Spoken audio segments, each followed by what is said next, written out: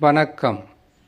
மேசராசி சனி பெயர்ச்சி பலன்கள் 2025 வருகின்ற 29ஆம் தேதி மார்ச் மாதம் 2025இல் சனி பகவான் பெயர்ச்சி பெறுவார்.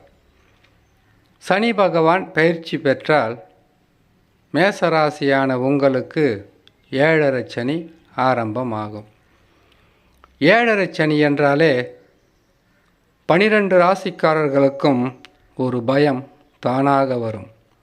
காரணம், ஒரு வருஷமா 2 வருஷமா 7.5 வருஷம் இந்த 7.5 சனியில் விரயத்தில் ஆரம்பித்து நஷ்டங்களும் கஷ்டங்களும் கொடுத்து தாங்க முடியாத துன்பங்களும் மனவேதனைகளும் உறவு சிக்கல்களும் பொருள் இழப்புகளும் ஒன்றின் பின் ஒன்றாக சனி பகவான் தருவார் என்பதுதான் 7.5 சனியாக 7.5 சனியை சந்திக்கக்கூடிய ஒவ்வொரு ராசிக்காரர்களுடைய மனநிலை. சனி பகவான் எல்லா ராசியையும் இதே போன்று பாதகங்களை தருவதில்லை.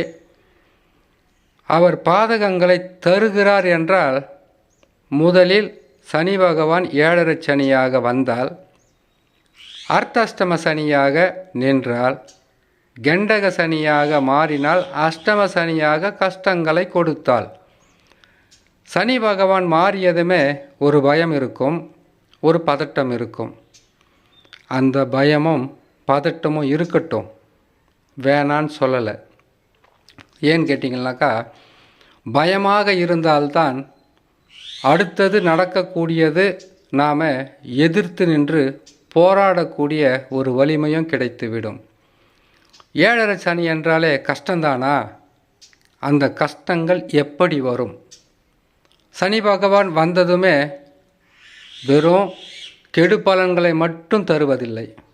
அப்படி கெடு பலன்களாகவே இருக்கிறது என்றால் சொந்த ஜாதகம் சரியில்லை என்பதுதான் உண்மையான விஷயமாக இருக்கும்.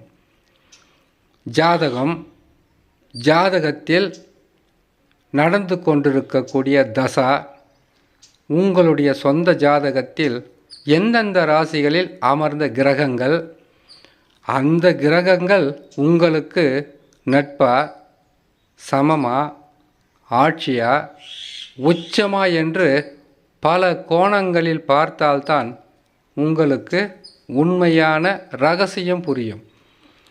அதை தவிர்த்து 7.5 சனி வந்தாச்சு, இனி ரொம்ப கவனமாக இருக்கணும். கவனமாக தான் இருக்கணும். சற்று நீங்கள் கண் மூடினாலும் சறுக்கல்களை சந்திப்பது தான் 7.5 சனி. ஆனால் யோக ஜாதகமாக அமைந்து விட்டால் இதே 7.5 சனியில் திருமணம் நடக்கும். இடம் வாங்கி வீடு கட்டுவாங்க. வெளியூர் அல்லது வெளிநாட்டுக்கு வேலைக்கு போவாங்க.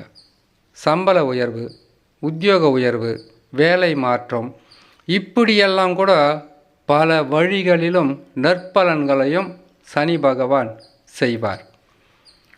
இதற்கு காரணம் 7.5 சனி வந்துவிட்டாலே கெடுதல் என்று எந்த ராசியும் நினைக்க வேண்டாம்.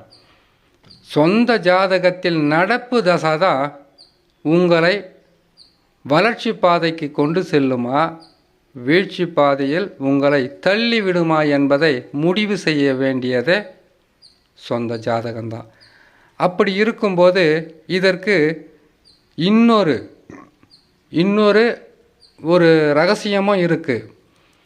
7.5 சனியில் மங்குச்சனி, பொங்குச்சனி, கங்குச்சனி, இறுதி சனி என்று இருக்குது. இதில் மங்குச்சனியா முதலில் வரக்கூடிய 7.5 சனி, பொங்குச்சனியா இரண்டாவதாக வரக்கூடிய 7.5 சனி, கங்குச்சனியா மூன்றாவதாக வரக்கூடிய 7.5 சனி, இறுதி சனி என்பது நாம் இறுதி காலத்தில் சந்திக்கக்கூடிய ஒரு 7.5 சனியாக இருக்கும். இது மட்டும் விதிமுறை அல்ல. 7.5 சனி என்பது யாரையெல்லாம் பாதிக்கும்? தசா சரியில்லாதவங்கள அதிகமாக பாதிக்கும், அது இல்லைன்னு சொல்லலை. அதை தவிர்த்து சிறு பிள்ளைகளுக்கு பாதகங்கள் இருக்காது, அவ்வளவாக பாதகங்கள் இருக்காது. படிக்கிற பிள்ளைகளுக்கு படிப்பில் ஆர்வம் குறையும், வீணான கெட்ட பெயர் வாங்குவாங்க. திருமணம் ஆகாதவர்களுக்கு திருமணம் நடக்கலையே என்ற கவலை இருக்கலாம். இல்லைன்னு கேட்டிங்கன்னா வீட்டில் உள்ளவர்கள் அவர்களுக்கு சில மன கஷ்டமான வார்த்தைகளை பேசலாம். அடுத்தது வேலை செய்பவர்கள், திருமணம் ஆகாமல் வேலை செய்பவர்களுக்கு வேலையில் சில பிரச்சனைகள் வரும், குடும்பத்தில் சில சஞ்சலங்கள் ஏற்படும்.